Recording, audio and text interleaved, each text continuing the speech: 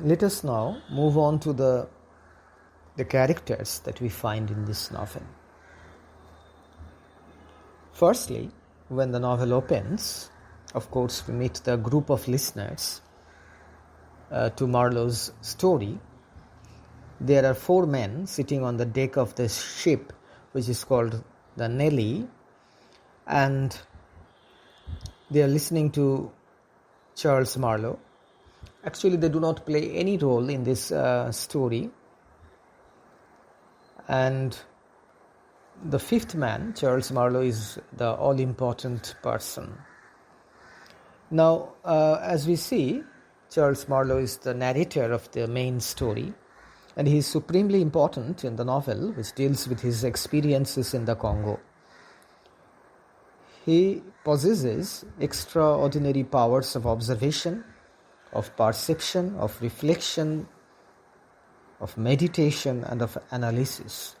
He is a man of action who, at the same time, has a strong philosophical bent of mind and a penetrating psychological insight. It is through this man's eyes that we witness the state of affairs in Congo. And it is through his mind and his thoughts that we arrive at our own conclusions about what was happening in a dark country conquered by the whites, who had actually civilizing, or they were pretending that they were civilizing the savages, but who were actually pursuing their own selfish aims to satisfy their greed and appease their lust for power and money.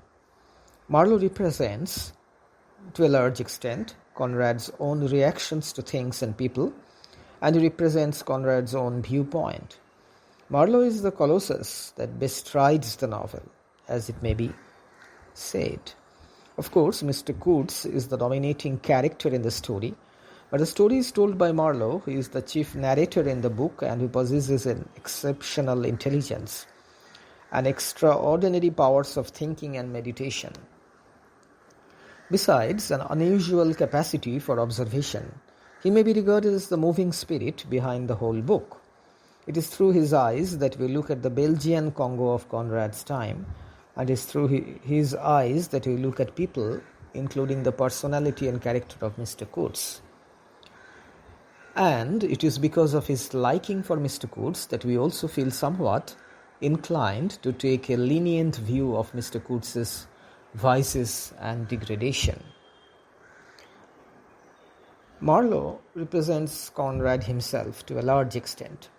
That is why he appears to us to be an excellent combination of a capacity for offering us with a philosophical commentary and a psychological insight into the characters of different people whom he meets.